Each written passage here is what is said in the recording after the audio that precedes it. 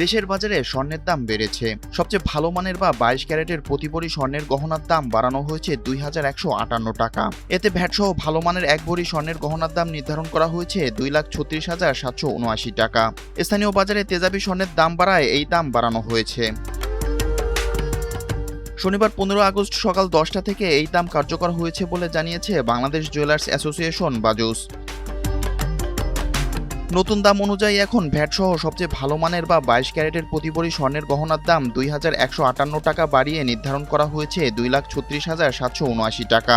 21 ক্যারেটের এক ভরি স্বর্ণের গহনার দাম 2,100 টাকা বাড়িয়ে নির্ধারণ করা হয়েছে 2,26,165 টাকা।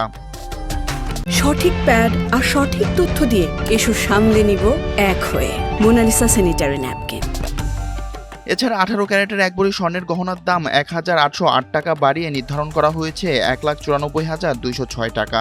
সনাতন পদ্ধতির প্রতি ভরি স্বর্ণের গহনার দাম 1,458 টাকা বাড়িয়ে নির্ধারণ করা হয়েছে 1,58,630 টাকা।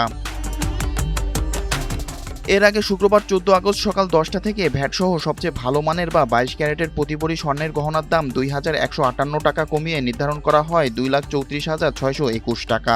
21 ক্যারেটের এক ভরি স্বর্ণের গহনার দাম 2,100 টাকা কমিয়ে নির্ধারণ করা হয় 2,24,065 টাকা।